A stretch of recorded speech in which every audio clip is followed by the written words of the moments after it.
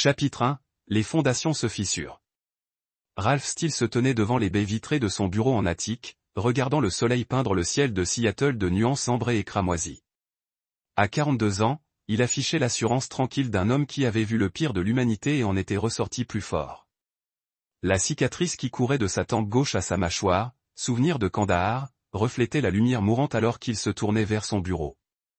Steele Security Solutions était passé d'une entreprise individuelle à une entreprise multimillionnaire en 8 ans. Ce qui avait commencé comme de simples services de garde du corps pour cadres du secteur technologique s'était transformé en conseil complet en sécurité pour des entreprises du Fortune 500.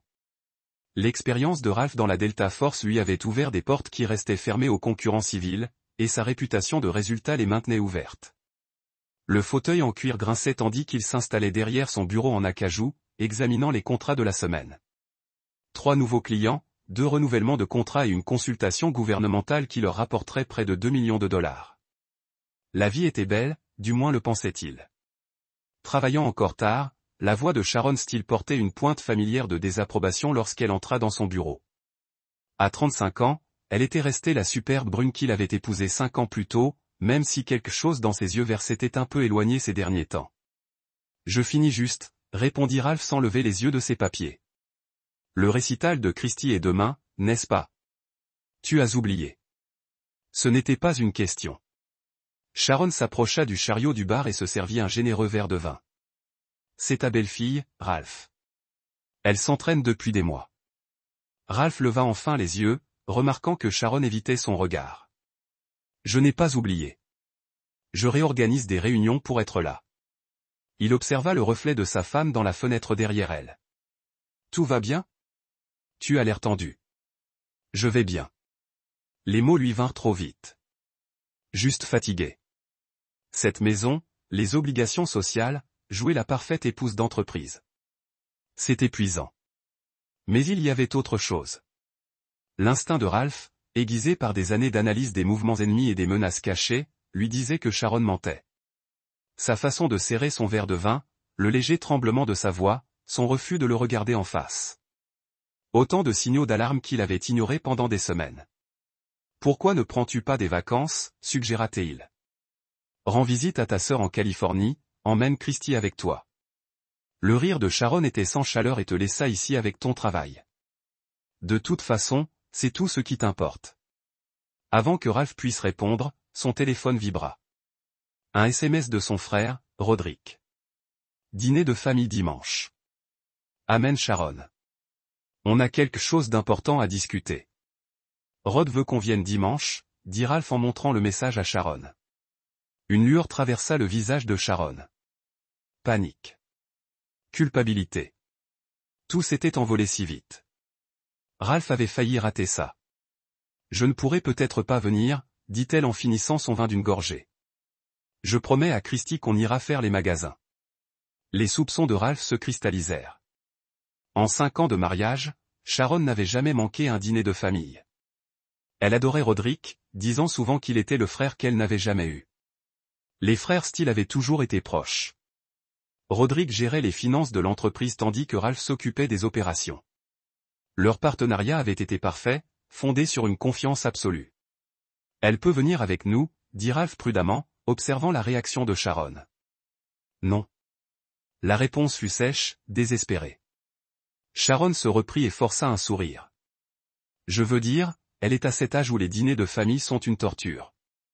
Vas-y, je te rattraperai avec Rod plus tard. » Cette nuit-là, Ralph resta éveillé, écoutant la respiration de Sharon à ses côtés.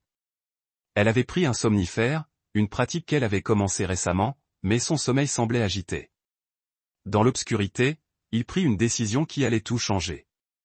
Le lendemain matin, pendant que Sharon prenait sa douche, Ralph activa une application discrète sur son téléphone. L'un des services de sécurité de Steele était la surveillance électronique, et Ralph avait accès à un équipement qui rendrait la NSA jalouse. En quelques minutes, il avait implanté un logiciel de suivi quasiment indétectable sur le téléphone de Sharon et installé un traceur GPS dans sa voiture. La confiance, une fois brisée, était comme une vitre. Même réparée, les fissures seraient toujours visibles. Chapitre 2. Révélation sanglante. 3 jours de surveillance brisèrent le monde de Ralph Steele comme un coup de massue dans un vitrail. Sharon ne faisait pas les magasins avec Christy ni ne rendait visite à des amis. Elle passait ses après-midi à l'hôtel Fairmont Olympique, chambre 1247, avec un homme que Ralph avait reconnu du service de sécurité. Image. Le même homme qui appelait son chéri et son bébé dans des SMS interceptés par le logiciel de Ralph. Vince Love, rien que ce nom, fit serrer la mâchoire de Ralph. Love était un petit entrepreneur en bâtiment qui avait soumissionné sans succès pour plusieurs projets de sécurité en acier au cours de l'année écoulée. Beau parleur, beau d'une beauté qui plaisait probablement aux ménagères ennuyeuses. Et d'après la vérification des antécédents de Ralph, un homme dont les dettes dépassaient largement ses actifs. Mais c'est la révélation du jeudi après-midi qui transforma la colère froide de Ralph en quelque chose de bien plus dangereux. Tu es sûr qu'il ne se doute de rien. La voix de Vince grésilla dans le flux audio que Ralph avait établi dans la voiture de Sharon. Il est trop obsédé par son travail pour remarquer quoi que ce soit, répondit Sharon. De plus, Roderick dit que Ralph lui fait entièrement confiance. Le plan fonctionnera. Le sang de Ralph se glaça. Roderick, son frère, son associé, son meilleur ami d'enfance. Quand déménageons-nous, demanda Vince. Bientôt. Roderick prépare tout. Une fois Ralph hors de vue. Nous aurons le contrôle de l'entreprise et toi et moi pourrons disparaître avec plus d'argent que nous n'en avions jamais rêvé. Et la main de Ralph serra si fort son téléphone que l'écran se brisa. Christy n'est pas sa fille biologique. On s'occupera d'elle, mais elle ne peut pas rester avec nous. Trop compliqué. La cruauté désinvolte dans la voix de sa femme, parlant de sa belle-fille comme d'un meuble encombrant, révéla une femme que Ralph n'avait jamais vraiment connue. La mère aimante, l'épouse dévouée, la femme qui avait juré de l'aimer jusqu'à la mort. Tout cela n'était qu'un mensonge élaboré. Ce soir-là, Ralph était assis dans son bureau. Un verre de bourbon intact était posé sur le bureau à côté de lui. Les fichiers audio jouaient dans ses écouteurs tandis qu'il fixait des photos sur son bureau. Le jour de leur mariage, les vacances en famille, les matchs de foot de Christy où il avait été le plus fier des beaux-pères dans les tribunes. La porte du bureau s'ouvrit et Roderick entra sans frapper, un privilège que Ralph avait toujours accordé à son jeune frère. « Tu travailles encore tard ?» demanda Roderick, s'installant dans le fauteuil en cuir en face du bureau de Ralph. À 38 ans, Roderick avait la carrure plus douce d'un homme qui se battait avec des feuilles de calcul plutôt qu'avec des balles. Mais ses yeux verts hérités de leur mère avaient toujours été chaleureux et empreints d'une affection sincère. Du moins, c'est ce que Ralph croyait. Je consultais juste quelques contrats, répondit Ralph, scrutant le visage de son frère à la recherche de signes de trahison. Comment ça va, de ton côté? Bien. Vraiment bien, en fait. Roderick se pencha en avant, l'excitation animant ses traits. Je travaille sur quelque chose qui pourrait tout changer pour nous. Une opportunité majeure? Quel genre d'opportunité? Roderick hésita et Ralph vit un calcul dans ses yeux. C'est compliqué. Il est encore en train de peaufiner les détails. Mais Ralph, nous parlons du genre d'argent qui pourrait nous assurer toute notre vie. Nous sommes déjà assurés pour la vie. C'est différent. C'est un héritage. Le genre qui dure des générations. Ralph hocha lentement la tête, la gorge serrée. Ça a l'air intéressant. Quand est-ce que j'aurai les détails? Bientôt. Très bientôt. Roderick se leva et se dirigea vers la porte. Oh, et Ralph, tu devrais peut-être mettre à jour ton assurance vie. Je sais que tu remets ça à plus tard, mais avec une entreprise en pleine croissance, pourquoi devrais-je la mettre à jour? Le sourire de Roderick s'estompa un instant. Juste une planification d'entreprise prudente. Tu sais comment c'est. Après le départ de Roderick, Ralph resta assis en silence un long moment. Puis il ouvrit son ordinateur portable et commença à faire ses propres plans. S'il voulait jouer avec sa vie, il leur montrerait ce qu'un agent de la Delta Force pouvait faire quand toutes les règles étaient hors jeu. La première étape était simple. Les laisser croire qu'ils gagnaient. Chapitre 3. The Trap Springs. Le dimanche matin arriva gris et bruineux. Typique de Seattle en octobre. Ralph était habillé avec soin, jean, chemise décontractée. Rien qui ne laissait penser qu'il savait que ce serait le dernier jour normal de sa vie. Sharon était déjà partie pour sa prétendue virée shopping avec Christy, même si Ralph savait, grâce à ses repérages, qu'elle était en fait à l'appartement de Vince Love. La maison de Roderick était située sur une falaise surplombant Puget Sound, une vaste structure moderne qui l'argent de Ralph avait contribué au financement. En s'engageant dans l'allée circulaire, Ralph remarqua une camionnette inconnue garée derrière le garage. Un détail qui éveilla l'inquiétude dans son esprit de combattant. Ralph, le timing parfait. Roderick sortit de la maison, son sourire trop éclatant, trop enthousiaste. Entrez. J'ai du café qui coule. La maison semblait différente. Chargée d'une énergie nerveuse. La vision périphérique de Ralph capta du mouvement à l'étage. Des ombres qui n'auraient pas dû être là puisque Roderick vivait seul. Où est Sharon? Demanda Roderick en entrant dans la cuisine. Je suis en train de faire un saut avec Christy. Ralph accepta la tasse de café, remarquant le léger tremblement des mains de son frère. Elle s'excusa. Pas de problème. En fait, ça s'arrange mieux. Je veux discuter. Eh bien, c'est le travail. Ralph acquiesça en sirotant son café. Le goût amer avait une étrange connotation chimique qui fit hurler son instinct de vétéran. Drogue. Il s'y attendait, il avait pris des stimulants au préalable pour contrer ce qu'ils allaient prendre. Alors, quelle est cette opportunité? Demanda Ralph, faisant semblant de ne pas remarquer la légère lenteur qui s'insinuait dans ses mouvements. C'est compliqué, dit la voix de Roderick au loin. Ça implique une restructuration de l'actionnariat de l'entreprise. Ralph laissa ses paupières battre, laissa sa tête penchée en avant. Une restructuration. Ne résiste pas, Ralph. Laisse faire. À travers ses yeux plissés, Ralph vit le signe de Roderick en direction de l'escalier. Deux hommes descendirent, des professionnels à leur allure, probablement d'anciens militaires comme lui. Derrière lui, Vince Love, le sourire aux lèvres, flairait le sang. Il est KO, demanda Vince. Attends une minute, répondit Roderick. La dose doit faire pleinement effet. Ralph laissa son corps se relâcher complètement, sa respiration profonde et régulière. L'art de faire le mort était une habitude que tout opérateur Delta apprenait. Parfois, c'était la différence entre la vie et la capture. Bon, on le déplace, dit l'un des hommes. Ils relevèrent Ralph, le portant à moitié vers le garage.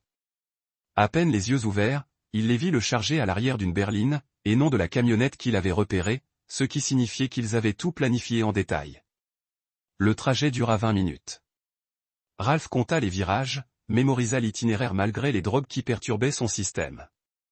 Ils se dirigèrent vers la zone industrielle, vers la case d'un ami d'université de Roderick. Tu es sûr que ça va ressembler à un accident? Demanda Vince depuis le siège avant. Un vol de voiture qui a mal tourné, répondit Roderick. Ralph surprit les voleurs, fut assommé, et ils paniquèrent. Jeter la voiture dans le concasseur pour détruire les preuves. Tragique, mais ces choses-là arrivent. Et ensuite, nous attendons un temps respectable. J'hérite de sa part de l'entreprise, étant son seul parent vivant. Sharon prend l'assurance vie. Nous partageons tout en trois et disparaissons. La berline s'arrête. Ralph entend des portes métalliques grincer, le bruit d'engins lourds au loin. Ils sont arrivés à la casse. Ils l'ont transféré dans une autre voiture, sa propre BMW. Ralph s'en rendit compte à l'odeur familière du cuir. Ses mains étaient attachées au volant par des attaches autobloquantes, suffisamment serrées pour laisser des traces qui corroboreraient leur histoire de vol. Vérifiez bien les attaches, la voix de Roderick, étouffée par les vitres de la voiture. Ralph reste parfaitement immobile tandis que ses mains fouillent les attaches autobloquantes. Son entraînement au sein de la Delta Force lui avait appris des techniques d'évasion et de fuite que ses amateurs ne pouvaient imaginer. Les attaches étaient serrées, mais Ralph s'était déboîté le pouce en Afghanistan pour passer des menottes soviétiques. Les attaches en plastique étaient un jeu d'enfant. Il est en sécurité, rapporta l'un des hommes. La voiture tangua lorsque le bras magnétique du crusher le souleva. Ralph ouvrit grand les yeux, voyant les énormes mâchoires hydrauliques se refermer autour du véhicule. C'était son moment, piégé dans une machine de mort, avec les voix de ces traîtres dehors. Êtes-vous sûr qu'il est inconscient? La voix de Sharon. Sa femme était arrivée pour le regarder mourir. Il est parti. Roderick rit. Maintenant, on va prendre sa compagnie, toucher l'assurance, et sa fille est la suivante. Ralph sourit dans l'obscurité. Il venait d'avouer meurtre et enlèvement à portée de l'enregistreur qu'il avait cousu dans la doublure de sa veste, mais la confession était le cadet de leurs soucis. Alors que le toit du Crusher commençait à se déformer, Ralph se disloqua le pouce avec une efficacité éprouvée et fit glisser les attaches. Le vrai jeu allait commencer et Ralph Steele, ancien opérateur de la Delta Force, survivant de 3 zones de guerre, et maintenant un mort très en colère, allait leur montrer ce qui arrive quand on trahit un guerrier. Son prochain coup était la survie. Après cela, le châtiment. Chapitre 4, la résurrection des morts. Le Crusher, les bras hydrauliques hurlèrent en comprimant le toit de la BMW, mais Ralph Steele n'était plus à l'intérieur. Dans les 15 secondes qui s'écoulèrent entre le moment où il avait relâché ses attaches et la fermeture complète des mâchoires de la machine, Ralph avait défoncé la lunette arrière et roula par l'ouverture. Son entraînement à la Delta Force fit effet. Roulade d'impact, évaluation du mouvement. Il heurta le tas de ferraille derrière le concasseur et s'enfonça profondément, laissant l'acier tordu et les pièces de voiture rongées par la rouille l'engloutir tout entier. Le cri de mort de la machine résonna dans la case tandis qu'elle achevait son œuvre, réduisant ce que ses ennemis croyaient être sa tombe à un cube de métal comprimé. C'est fait, entendit le Roderick dire quelque part au-dessus. Ralph Steele est officiellement mort. Ralph resta immobile dans sa cachette, contrôlant sa respiration, ignorant les bords métalliques tranchants qui transperçaient ses vêtements. À travers les interstices d'un tas de ferraille, il observa le petit groupe se rassembler autour du concasseur. Sharon se tenait près de Vince Love, sa main dans la sienne, ne cherchant plus à cacher leur relation. Elle semblait soulagée, ni en deuil, ni choquée, mais soulagée que son mari soit morte. La femme qu'il avait aimée, celle avec qui il avait construit sa vie, celle qui lui avait promis de l'honorer jusqu'à la mort. Eh bien, la mort les avait bel et bien séparés. Quand est-ce qu'on appelle, demanda l'un des hommes qui l'avait porté. Un professionnel trapu, avec des tatouages de prison visibles sur les avant-bras. Demain matin, répondit Roderick, je signalerai la disparition de Ralph s'il ne se présente pas au travail. Les images de vidéosurveillance le montreront quittant son bureau seul hier soir. Aucun lien avec nous. Et la voiture, demanda le deuxième homme. La déclaration de vol de véhicule sera faite ce soir, dit Vince. La police finira par la retrouver, mais d'ici là, ce ne sera plus qu'un autre vol de voiture non résolu. Ralph mémorisait chaque visage, chaque voix. Les deux hommes de main étaient des inconnus, mais il les retrouverait. À l'ère du numérique, tout le monde laisse des traces. Je pense toujours qu'on aurait dû faire passer ça pour un suicide. Sharon dit qu'il a été tellement stressé ces derniers temps. Roderick secoua la tête. Le suicide invalide l'assurance vie. Comme ça, on met tout au clair. Ils discutèrent encore 10 minutes, se partageant les biens comme des vautours qui dévorent Kerion, l'entreprise, la maison, les investissements. Ralph écouta sa vie entière se partager entre ses meurtriers. Finalement, ils partirent. Ralph attendit encore 1 heure, immobile comme un sniper dans sa cachette, avant de sortir de la décharge. La casse était vide, à l'exception d'un agent de sécurité visiblement payé pour ne rien voir. Le reflet de Ralph dans une flaque d'eau souillée par l'huile montrait un homme mort en train de marcher. Le sang de multiples coupures noircissait ses vêtements. Ses cheveux étaient couverts de rouille et son épaule gauche lui faisait mal après avoir roulé par la fenêtre.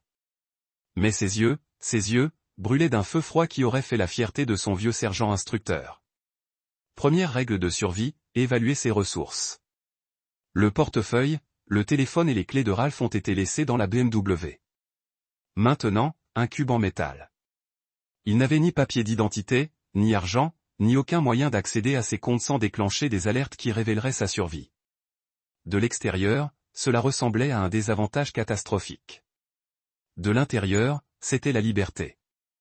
Il traversa la zone industrielle à pied, évitant les routes principales et les caméras de sécurité. La population de sans-abri de Seattle offrait un camouflage parfait. Un homme sale et blessé de plus dans une ville qui en regorgeait. À l'aube, il avait atteint un garde-meuble qu'il avait loué sous une fausse identité des années auparavant. Ses vieilles habitudes, héritées de ses opérations secrètes, lui avaient alors semblé paranoïaques. Désormais, elles étaient son salut. À l'intérieur du garde-meuble climatisé se trouvaient 3 sacs de survie, chacun contenant une fausse identité complète, un passeport, un permis de conduire, des cartes de crédit et de l'argent liquide. Il y avait aussi des armes, un Glock 19, un couteau de combat, du matériel de surveillance et suffisamment de munitions pour mener une petite guerre. Ralph choisit l'identité de Marcus White et scella le garde-meuble. Marcus White avait un dossier de crédit impeccable, un appartement à Tacoma et une expérience dans le conseil en sécurité privée, suffisamment proche de la véritable expérience de Ralph pour être crédible. L'étape suivante était un motel en dehors de la ville où l'argent permettait encore d'acheter le silence. Ralph essuya le sang et la crasse, pansa ses blessures avec une trousse de premiers soins et commença à planifier la deuxième phase de sa résurrection. Son téléphone, un téléphone jetable acheté avec la carte de crédit de Marcus White, vibra d'alerte. Un homme d'affaires important de Seattle avait disparu, lisait le titre. Roderick avait parfaitement joué son rôle, signalant la disparition de son frère bien-aimé avec la juste dose d'inquiétude. Ralph ouvrit son ordinateur portable et entreprit une reconnaissance numérique. Relevé bancaire, relevé téléphonique, enregistrement d'hôtel. L'information coulait à flot lorsqu'on connaissait les bons canaux. La liaison de Sharon et Vince avait laissé des traces écrites remontant à 8 mois. Les deux tueurs à gages étaient Lonnie Schmidt et Harry Cochran, tous deux anciens détenus aux antécédents violents. Mais la découverte la plus intéressante fut un coffre-fort que Roderick avait ouvert la semaine dernière. Quel que soit le contenu, la signature de Sharon avait été requise comme témoin. Ralph sourit pour la première fois depuis sa mort. Ses ennemis pensaient avoir enterré leur secret avec lui. Au lieu de cela, il lui avait donné une feuille de route pour leur destruction. Le défunt allait rappeler aux vivants pourquoi les agents de la Delta Force étaient craints sur 3 continents. Chapitre 5. Le fantôme dans la machine. 3 semaines après sa mort, Ralph Steele était devenu le fantôme le plus efficace de Seattle. Opérant depuis une planque de Tacoma sous l'identité de Marcus White, il passait chaque heure de la journée à étudier ses ennemis comme un sniper étudie ses cibles. L'ère numérique rendait la surveillance presque trop facile. Transactions par carte de crédit, localisation de téléphone portable, publications sur les réseaux sociaux. Ces traîtres vivaient leur vie à la vue de tous, sans jamais se douter que leurs victimes les observaient. Les preuves que Ralph avait rassemblées auraient impressionné ses anciens agents de renseignement. La liaison de Sharon et Vince remontait à un projet de construction où la sécurité de l'acier avait surenchéri sur l'entreprise de Love. Plutôt que d'accepter la défaite, Vince avait séduit la femme du vainqueur. Mais ce qui avait commencé comme une vengeance sexuelle avait évolué vers quelque chose de plus dangereux. La cupidité. Les dossiers financiers de Roderick révélaient la première faille du plan. Le coffre-fort contenait de faux documents transférant les actions et les titres de l'acier de Ralph à son frère, antidatés pour donner l'impression qu'ils avaient été signés plusieurs mois auparavant. Les poursuites judiciaires prendraient des années, et d'ici là, l'argent aurait disparu depuis longtemps. Mais Ralph n'envisageait pas de se lancer dans une action en justice.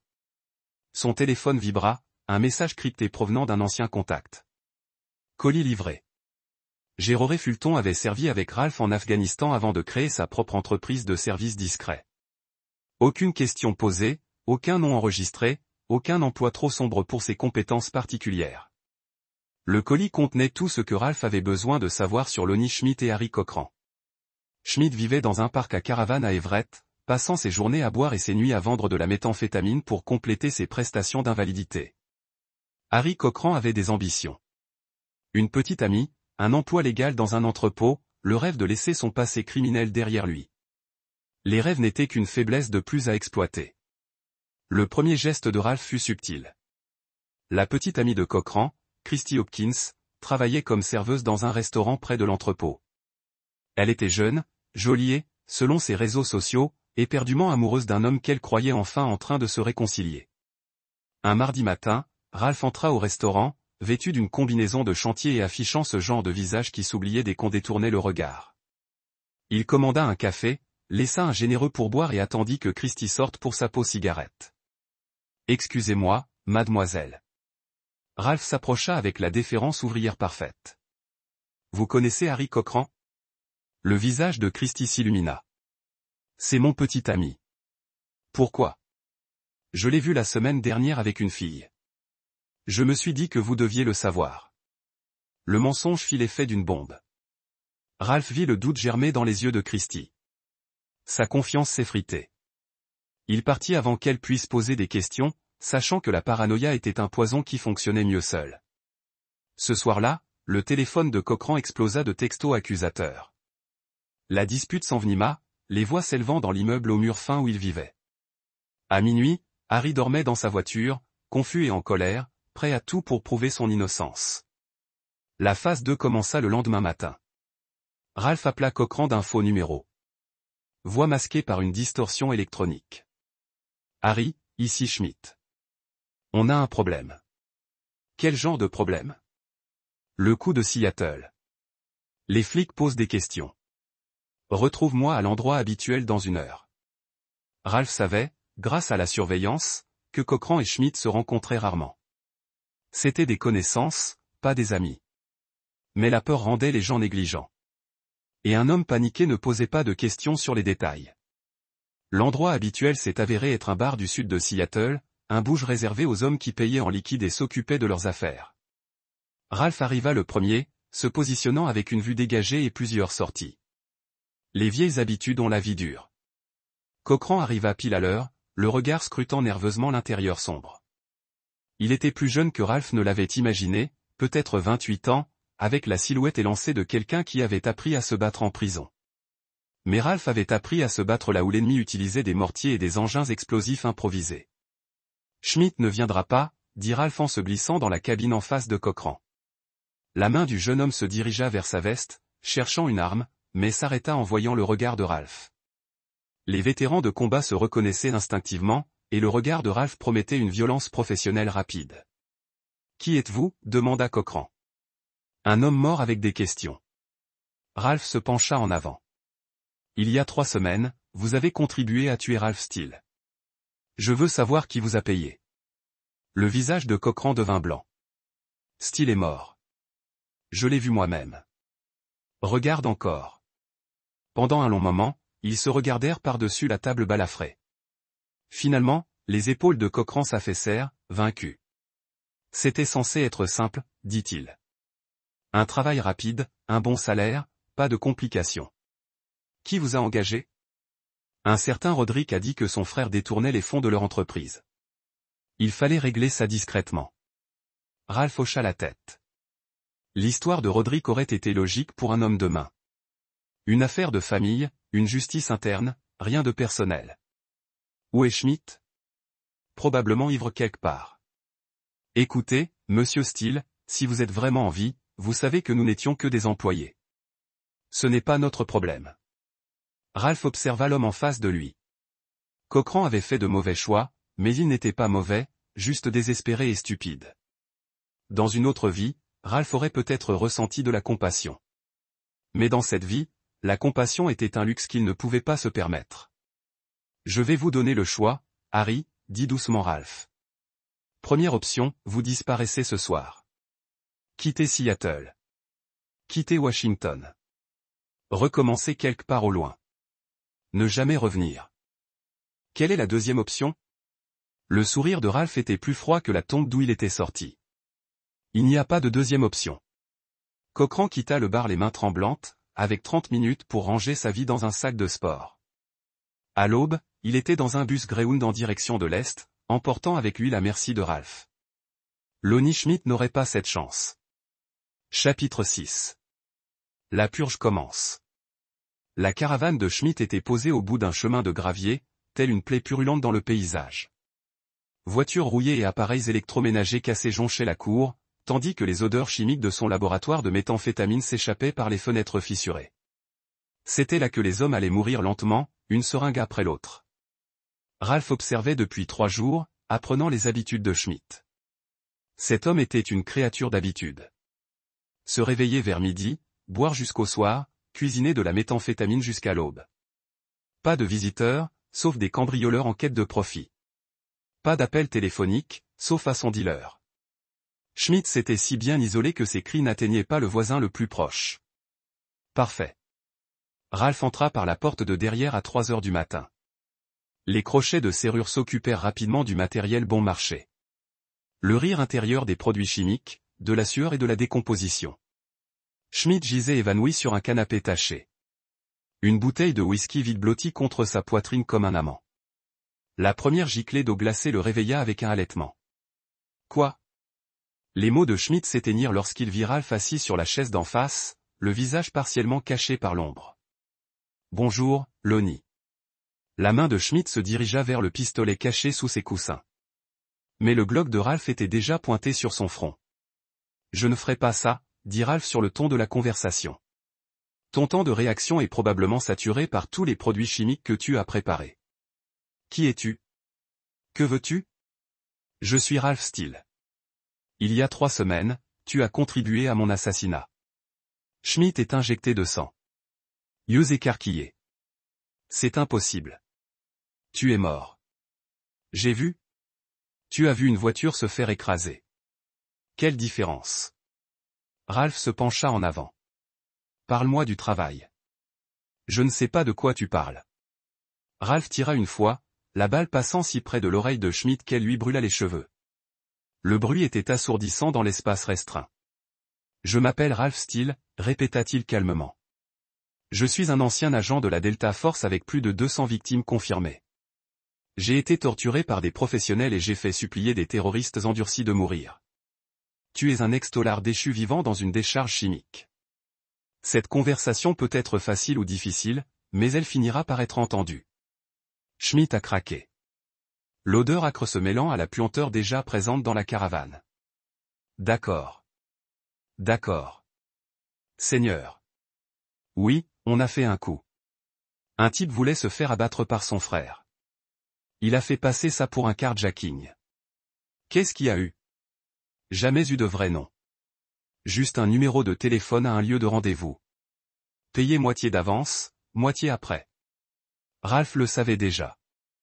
Roderick avait pris soin de maintenir un déni plausible. Mais Schmidt l'ignorait. Décris-le. Taille moyenne, cheveux bruns, costume cher, il avait ce regard doux, tu sais, comme s'il n'avait jamais rien fait de plus dur que de soulever une mallette. Que t'a-t-il dit d'autre? Juste que la cible que tu serais dans une maison de Bellevue dimanche matin. Il a dit que tu serais drogué, facile à déplacer, pour faire passer ça pour un cambriolage qui a mal tourné. Ralph hocha la tête. Les détails correspondaient à ce qu'il avait entendu à la casse. Une dernière question, Lonnie. As-tu de la famille? Quelqu'un à qui tu pourrais manquer? Le visage de Schmidt se décomposa. S'il te plaît, mec. J'ai une sœur à Portland. Elle a des enfants. Ils ne sont pas au courant. Il fit un geste autour de la caravane de Squala. Bien, dit Ralph en se levant. Comme ça, elle n'aura pas à te regarder mourir. Schmidt commença à parler, mais Ralph était déjà en mouvement. Le couteau apparut dans sa main comme par magie. Des années de combat rapprochés rendaient le mouvement fluide et automatique. Un coup précis et les mots de Schmidt se transformèrent en un gargouillement. Ralph nettoya la lame tandis que Schmidt se vidait de son sang sur un canapé taché. Les produits chimiques du labo de méthamphétamine détruiraient la plupart des preuves médico-légales et l'isolement de la caravane risquait de ne pas être retrouvé avant des semaines. Mais Ralph n'en avait pas fini avec la scène. Il avait un message à faire passer. Avec le sang de Schmidt, Ralph écrivit 4 mots sur le mur au-dessus du canapé. Les morts se souviennent de tout. À l'aube, il était de nouveau dans le coma, scrutant les flux d'actualité et les scanners de la police. La mort de Schmidt ne serait découverte que 2 jours plus tard. Et quand elle le serait, les flics l'attribueraient à un trafic de drogue qui aurait mal tourné.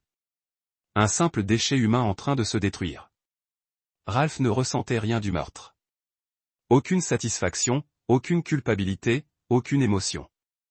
Schmidt avait été un instrument utilisé contre lui et les instruments étaient jetés une fois leur fonction accomplie. Maintenant, place aux véritables architectes de son meurtre. Son téléphone vibrait, les mises à jour de surveillance provenant des dispositifs de localisation qu'il avait installés sur les véhicules de Sharon et Vince. Ils se retrouvaient à nouveau au Fairmont, célébrant probablement leur fortune et planifiant leur évasion. Ils ignoraient totalement que leur tueur à gages était mort ou disparu. Ils n'avaient aucune idée que leur crime parfait était en train de se dénouer. Cette ignorance était sur le point de devenir fatale. Ralph ouvrit son ordinateur portable et commença à taper des ordres à Rory Fulton. La deuxième phase de sa résurrection nécessitait un équipement spécialisé et une assistance experte. Les fantômes de son passé allaient rendre visite à ceux qui l'avaient tué. Et contrairement à Hollywood, lorsque ces fantômes viendraient frapper à la porte, il n'y aurait ni rédemption, ni pitié de dernière minute, ni fin heureuse pour quiconque, sauf pour Ralph Steele. Chapitre 7. La hantise commence. Sharon Steele se tenait à la fenêtre de la chambre 1247, observant la circulation matinale de Seattle se traîner sous la pluie.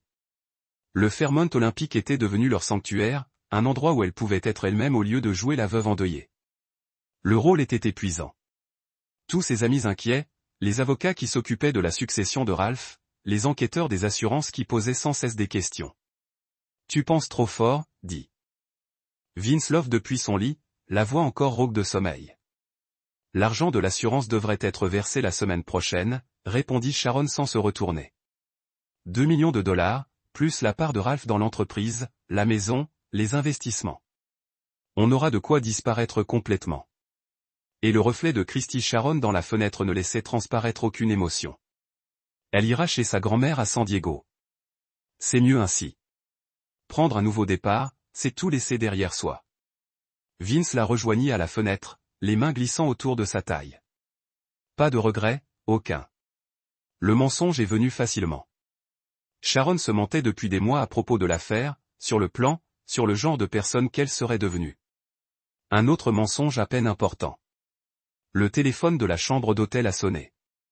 Un son à l'ancienne qui semblait hors de propos dans leur complot moderne. Sharon fronça les sourcils. Personne ne savait qu'ils étaient ici. Laissez-le sonner, suggéra Vince. Mais la sonnerie a continué, insistant et en quelque sorte inquiétant. Enfin, Sharon a répondu « Bonjour ». Le silence. Puis, très faiblement, une voix qu'elle a reconnue. « Sharon ? Sharon, pouvez-vous m'entendre ?» Le téléphone a glissé de son doigt soudain des doigts. Mais Sharon ne pouvait pas parler de la voiture. Qu'est-ce que c'est ? Ralph's voice still emerging from the speaker. I know you were there, sweetheart. I know you can hear me. Did you really think this would keep me away? Vince snatched up the phone. Who is this? Some kind of sick joke. Hello, Vince. This is Ralph Steele. I believe you know my wife. Vince's face went white. D'était-ce impossible? You were dead. Amy? Then how am I talking to you? Ralph's voice carrier a suté l'électronique distorsion that made it semble venir de au-delà de la tombe. 1247? Comment puis-je savoir que Sharon porte la robe rouge que je lui ai achetée pour notre anniversaire? Sharon baissa les yeux sur la robe. Elle l'avait portée délibérément, un acte privé de rébellion contre la mémoire de son mari décédé. Mais personne n'aurait pu la voir par la fenêtre. Ils étaient à 15 étages. C'est une sorte de truc, a déclaré Vince, mais sa voix trembla. Est-ce? Vérifiez votre email, Vince. Vous deux. Avec des mains tremblantes, Sharon ouvrit son téléphone. Un nouveau message attendu dans sa boîte de réception envoyé du compte personnel de Ralph. Un compte qui aurait dû être fermé à sa mort. La ligne d'objet disait « d'outre-tombe ». À l'intérieur, il y avait une seule photographie. Sharon et Vince au lit ensemble, tirés d'un angle impossible. Mais ce n'était pas le pire. Le pire, c'est le coup de temps pris il y a seulement 10 minutes. Il nous regarde, chuchota Sharon. Il est là. La chambre d'hôtel sentit soudain l'Arctique froide. Sharon se retourna, s'attendant à voir le fantôme de Ralph debout derrière eux, mais la pièce était vide. Pourtant, le sentiment d'être regardé s'est intensifié, comme si les yeux invisibles suivaient chacun de leurs mouvements. C'est une guerre psychologique, a déclaré Vince, essayant de paraître rationnel. Quelqu'un joue des jeux avec nous. Le téléphone a sonné à nouveau. Cette fois, Vince a répondu immédiatement. Que voulez-vous? Justice, répondit Ralph. Vous me tuez, Vince. Vous êtes ma femme et mon frère. Pensiez-vous qu'il n'y aurait pas de conséquences? Vous êtes mort. Nous avons vu votre voiture écrasée. Les corps peuvent être détruits, mais la vengeance est éternelle.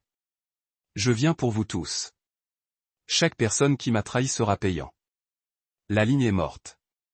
Sharon et Vince se regardèrent dans la chambre d'hôtel soudainement hostile. Nous devons partir, a déclaré Sharon. Maintenant, sortez de Seattle. Changez nos noms. Disparaît. L'argent n'a pas encore effacé. Oubliez l'argent. Sharon tirait des vêtements. Ses mouvements sont effrénés. Si Ralph est vivant, s'il est vraiment vivant, alors nous sommes tous morts. Tu ne le connais pas comme moi. Il ne pardonne pas. Il n'oublie pas. Et il ne quitte pas, comme l'enfer, ne quitte pas. Ils étaient emballés et hors de l'hôtel dans les 20 minutes, abandonnant leur sanctuaire pour la sécurité incertaine de l'appartement de Vince. Mais même là, entourés de murs familiers, le sentiment d'être surveillé persiste. Le téléphone de Vince bourdonnait d'un SMS. La course à pied n'aidera pas, puis le téléphone de Sharon. Je sais où tu habites. Je sais où tu travailles. Je sais où Christy va à l'école. La mention de sa fille a envoyé Sharon en pleine panique. Elle a appelé l'école de Christy en demandant immédiatement à la fille. Puis elle a appelé sa mère à San Diego.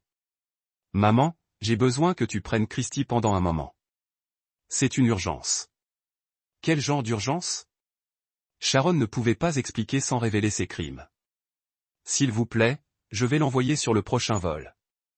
Ce soir-là, ils ont conduit Christy à l'aéroport en silence. L'adolescente sent que quelque chose n'allait pas, mais n'a pas posé de questions. Elle avait appris que les problèmes d'adultes étaient souvent au-delà de sa compréhension. Quand vais-je vous revoir? Demanda Christy en atteignant le point de contrôle de la sécurité. Sharon a étreint sa fille avec féroce, respirant l'odeur de son shampoing. Bientôt, bébé. Je le promets. C'était un autre mensonge. Sharon soupçonnait qu'elle ne reverrait plus jamais Christy. Alors que l'avion s'est axé vers la piste, le téléphone de Sharon a sonné une dernière fois. Smart Move, a déclaré la voix de Ralph. Les innocents ne méritent pas de souffrir pour les péchés des coupables. Que voulez-vous? Demanda Sharon. Eh bien, j'ai toujours voulu la vérité, la justice et peut-être un peu de vengeance. La connexion s'est terminée, laissant Sharon seule avec sa terreur, et la certitude croissante que son mari décédé était devenu quelque chose de bien plus dangereux que l'homme vivant qu'elle a trahi. Chapitre 8. Blue des trahisons. Roderick Steele se tenait dans l'ancien bureau de son frère, entouré par les signes extérieurs d'une vie interrompue. Les diplômes de Ralph, ses éloges militaires, ses photographies de famille, tout cela serait enraciné et stocké, faisant de la place pour une nouvelle gestion. La société que Ralph avait construite à partir de rien appartiendrait bientôt entièrement à Roderick. Si seulement la culpabilité ne le mangeait pas vivant. Le buzz interphone. Monsieur Steele, il y a un détective Williams ici pour vous voir. L'estomac de Roderick serré. Envoyez-le. Le détective Daniel Age était un vétéran de 20 ans aux yeux fatigués et un costume froissé qui avait connu des jours meilleurs. Il s'est porté avec la compétence fatiguée d'un homme qui avait enquêté sur chaque péché que l'humanité pouvait concevoir. Monsieur Steele, merci de m'avoir vu. Age s'est installé sur la chaise en face du bureau de Roderick. J'ai quelques questions sur la disparition de votre frère. Bien sûr, tout ce que je peux faire pour aider à trouver Ralph. C'est juste ça. Nous l'avons trouvé ou ce qui lui reste. Le Age a ouvert un dossier révélant des photographies de scènes de crime. Hier, un travailleur de la junkyard a découvert que les restes humains dans un véhicule écrasé. Les dossiers dentaires confirment que c'était votre frère. Roderick s'est forcé à regarder les photos, tenant un choc et un chagrin. Mon Dieu, que s'est-il passé? C'est ce que nous essayons de déterminer. La voiture a été volée la nuit où Ralph a disparu, mais le rapport de vol est entré après que le véhicule était déjà au junkyard. On dirait que quelqu'un voulait que nous pensions que c'était un détournement de voiture qui a mal tourné.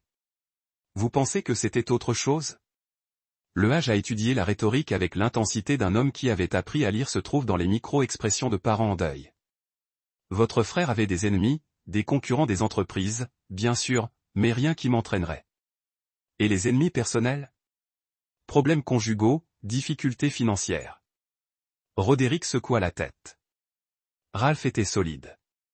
Bon mariage, affaires prospères. Il vivait le rêve américain. Le détective a pris des notes, ses stylos se grattant contre du papier comme de minuscules accusations.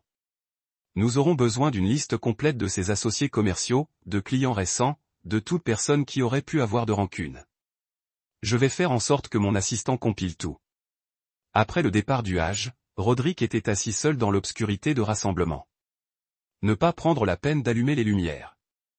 La culpabilité était une chose vivante maintenant, rongeant ses entrailles comme l'acide. Il s'est dit que Ralph serait inconscient lorsque le broyeur s'est activé, que son frère ne souffrirait pas. Mais la réalité du meurtre était plus désordonnée que le fantasme. Son téléphone a sonné. Acier Roderick. Bonjour, frère. La voix a gelé le sang de Roderick. Impossible. Absolument impossible. Mais il aurait reconnu cette voix n'importe où. Ralph, son frère aîné, son meilleur ami, sa victime. Qui est-ce? Murmura Roderick. Vous savez qui c'est. La question est, comment? L'esprit de Roderick a couru. Les records dentaires pourraient être tracés. Les corps pouvaient être plantés. Son frère avait été un soldat professionnel avec des liens dans des endroits sombres. Mais l'alternative, que Ralph avait en quelque sorte survécu aux concasseurs, était tout aussi impossible. La police a trouvé votre corps, a déclaré Roderick. Est-ce qu'ils ont trouvé ce que je voulais qu'ils trouvent? Le rire de Ralph était mécanique froide. Vous étiez toujours le plus intelligent, Rod. Décarrez-le. La ligne est devenue morte.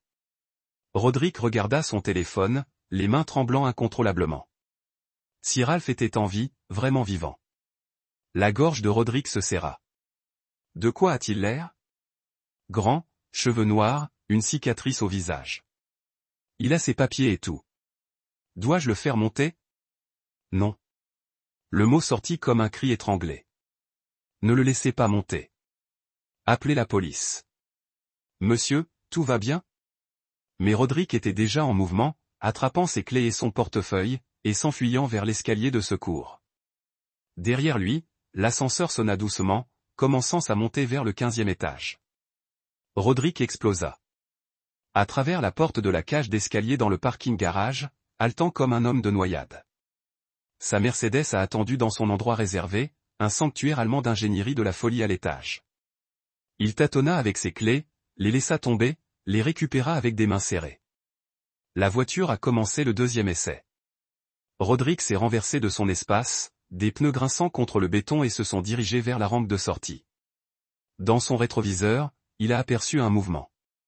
Un chiffre sortant de l'ombre derrière la banque d'ascenseur. Ralph.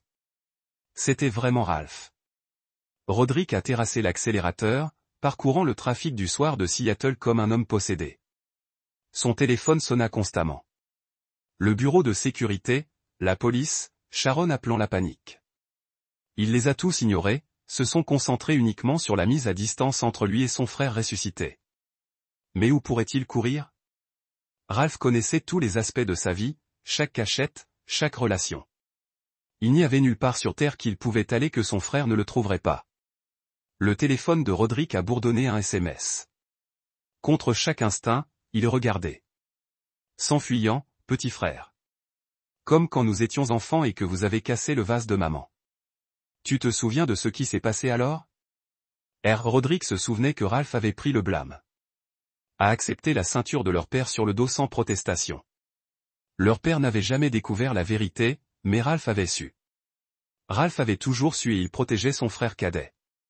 Quoi qu'il en soit, pas cette fois. Un autre texte. Rencontrez-moi dans l'ancienne maison.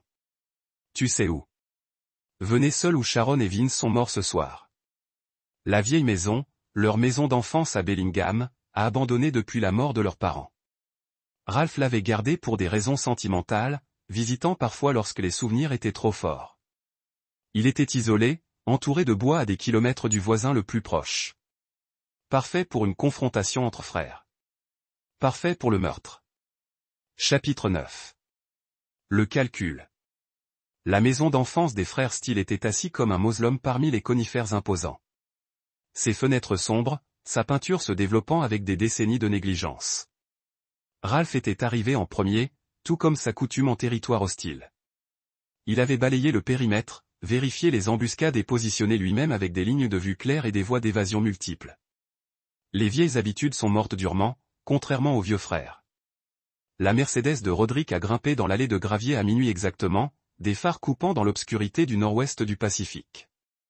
Ralph a regardé de l'ombre alors que son jeune frère était assis dans la voiture pendant plusieurs minutes, recueillant ce qui pourrait être sa dernière conversation.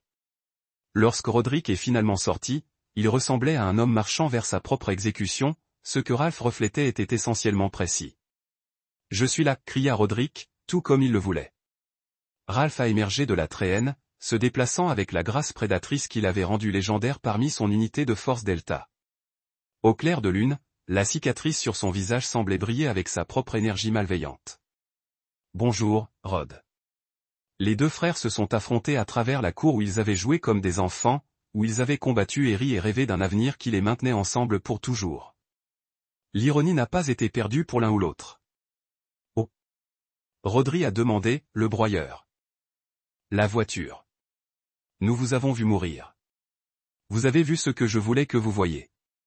Ralph se rapprocha, les mains détendues à ses côtés. Pensiez-vous vraiment que j'allais entrer dans un piège sans préparation? Je planifie ma propre mort depuis des années. Stratégie de sortie, route d'évasion, plan d'urgence. Vous m'avez donné l'occasion idéale de les utiliser. Mais le corps, un sans-abri à peu près ma taille, mort d'une surdose. Les dossiers dentaires ont modifié avec un peu d'aide d'un vieil ami en renseignement militaire. Le sourire de Ralph était froid hivernal. Incroyable ce que vous pouvez accomplir lorsque les gens pensent que vous êtes mort. Roderick recula vers sa voiture. C'est fou. Tu es mon frère. Était ton frère. L'homme que vous avez trahi est décédé dans ce dépotoir. Je suis autre chose maintenant. Ce n'était pas censé se produire comme ça. Sharon, elle m'a-t-elle séduite? Dis que tu étais abusif, qu'elle avait peur de toi. Je pensais que je l'aidais à s'échapper. Le rire de Ralph résonne de la maison abandonnée. Même maintenant, tu me mens, à toi. Tu voulais ce que j'avais. L'argent, le succès, le respect. Sharon n'était que l'excuse. Ce n'est pas vrai, non? Ralph a sorti son téléphone, a appuyé sur la lecture sur le fichier audio. La propre voix de Roderick a émergé de l'orateur. Ralph a toujours été le Golden Boy. Soldat parfait, homme d'affaires parfait, mari parfait. Une seule fois, je veux être celui en haut. L'enregistrement provenait d'une conversation avec Sharon il y a 6 mois. Capturé par un équipement de surveillance que Ralph avait placé tout au long de leur vie une fois qu'il aurait soupçonné l'affaire. Vous nous avez regardés, murmura Roderick. Pendant des mois. Je connais les documents falsifiés, la fraude à l'assurance, le plan de tuer Christie une fois que l'argent est autorisé. Pensiez-vous vraiment que vous pouviez déjouer quelqu'un formé à la guerre psychologique? Les jambes de Roderick ont dégagé et il s'est effondré sur le gravier. Christie, nous n'avions jamais prévu de blesser Christie. Sharon l'a fait. J'ai des enregistrements. Ralph s'est accroupi, apportant son niveau de visage avec ses frères. Elle l'a appelé une complication inutile. Votre bien-aimée Sharon allait faire tuer cette petite fille pour protéger votre secret. Non, non, elle ne le ferait pas. Elle le ferait. Elle le fera. À moins que je ne l'arrête, Ralph se leva, tirant le Glock sous sa veste. L'arme avait l'air énorme au clair de lune. Un trou noir qui semblait absorber tout espoir. Où sont-ils? Demanda Ralph. Qui? Sharon et Vince. Où se cachent-ils? La formation de Roderick en tant que comptable ne l'avait pas préparé à l'interrogatoire. L'emplacement s'est répandu de lui comme de l'eau d'un barrage cassé, la cabine de Vince. Lac Chaland. Ils attendent que l'argent de l'assurance s'efface. Ralph hocha la tête. Il le soupçonnait autant. C'était le genre de refuge romantique qui plairait au sens du drame de Sharon. Merci, a-t-il dit, et a appuyé sur la détente. Le coup de feu résonna à travers le paysage vide comme la voix du jugement lui-même. Style Roderick, traître du sang, voleur de confiance, co-conspirateur et fratricide, s'est effondré sur le gravier qui avait autrefois bercé ses jeux d'enfance. Ralph n'a rien ressenti. Aucune satisfaction, pas de chagrin, pas de sentiment d'achèvement. Son frère avait choisi ce chemin au moment où il a décidé de jouer Dieu avec la vie de Ralph. La conséquence allait toujours être la même. Le trajet vers le lac Chaland a pris 3 heures sur des routes de montagne sinueuses. Ralph a utilisé le temps pour préparer son équipement. Crave zip, ruban adhésif, couteau de combat qu'il a transporté à travers 3 zones de guerre. Il a également appelé Roré Fulton avec des instructions finales pour nettoyer la cabine par la suite. Certains crimes ont nécessité un effacement professionnel. La cabine de Vince Love était assise sur un bluff surplombant le lac, ses fenêtres brillaient chaleureusement contre l'obscurité avant l'aube. Une retraite romantique pour les amants meurtriers. Ralph pouvait les voir à travers la fenêtre d'image. Sharon préparant le petit déjeuner pendant que Vince lisait quelque chose sur son ordinateur portable, vérifiant probablement leurs comptes offshore. Ils avaient l'air si normaux, si innocents, comme n'importe quel couple profitant d'une escapade d'un week-end au lieu de 2 tueurs qui attendent de réclamer leur argent de sang. Ralph a désactivé la puissance de la cabine avec des coupe-fils, plongeant l'intérieur dans l'obscurité. Puis il attendit, regardant à travers des lunettes de vision nocturne tandis que Sharon et Vince trébuchaient à la recherche de lampes de poche et de boîtes à fusibles. La porte d'entrée n'était pas verrouillée. Les gens amoureux se sentaient souvent invulnérables. Ralph entra silencieusement, se déplaçant dans l'obscurité comme le fantôme qu'ils ont essayé de le faire. Il les a trouvés dans la cuisine à l'aide d'une lampe de poche d'un téléphone portable pour examiner le panneau électrique. « Problème ?» il a demandé. Sharon a crié. Vince se retourna, atteignant un pistolet qui n'était pas là. Ralph en avait déjà soulagé pendant sa reconnaissance. « Bonjour, ma chérie, dit Ralph à sa femme. Je me manque ? » Dans la faible lumière du téléphone, Sharon avait l'air d'avoir vieilli une décennie en 3 semaines. Son visage était gant, ses yeux creux de nuit blanche et de conscience coupable. Elle avait perdu du poids et ses mains tremblaient comme des feuilles d'automne. « Tu es morte, murmura-t-elle. Vous devez être mort. Je me suis amélioré. Vince a essayé de le précipiter, mais Ralph était prêt. Un seul coup précis au plexus solaire a laissé tomber l'entrepreneur à genoux, haletant pour l'air qui ne viendrait pas. Ralph a commandé Ralph, et les deux ont obéi. Face à face. Nulle part où se cacher. Forcés d'observer les réactions de leurs partenaires à chaque question. Je veux la vérité, dit Ralph en s'installant sur une 3e chaise comme un juge s'apprêtant à prononcer sa sentence. Tout a commencé par le moment où tu as décidé de me tuer. Au cours de l'heure qui suivit, toute la conspiration éclata au grand jour. La séduction initiale de Sharon envers Vince avait été accidentelle. Elle était ivre, seule, en quête d'attention. Son mari, obsédé par le travail, ne pouvait pas lui en fournir. Mais Vince avait vu l'opportunité dans son insatisfaction. Voir Ralph comme un obstacle plutôt que comme un partenaire. L'implication de Roderick avait été l'idée de Vince. Appel à la jalousie du frère cadet. Promettez-lui un partenariat au lieu de la servitude. Les documents forgés, les polices d'assurance, les tueurs embauchés, tous orchestrés par un petit entrepreneur qui se convaincrait qu'il était un cerveau criminel. Et Christy Ralph a demandé, Sharon est tombée en panne complètement. Puis, sanglotant son plan pour que la fille est tuée dans une agression aléatoire 6 mois après la mort de Ralph. Trop près des funérailles aurait l'air suspecte, mais le chagrin rendait les gens insouciants. Une mère en deuil marchant seule la nuit. Sa fille adolescente essayant de la réconforter. Des cibles faciles pour les voyous de rue qui ont disparu par la suite. Ralph a tout écouté avec l'intérêt détaché d'un scientifique étudiant des spécimens. Ces gens avaient été des parasites se nourrissant de sa vie, de son succès, de son amour. Maintenant, il y avait simplement des problèmes à résoudre. Le soleil se levait sur le lac Chaland lorsque Ralph a terminé son travail. Sharon et Vince Love se trouveraient des semaines plus tard.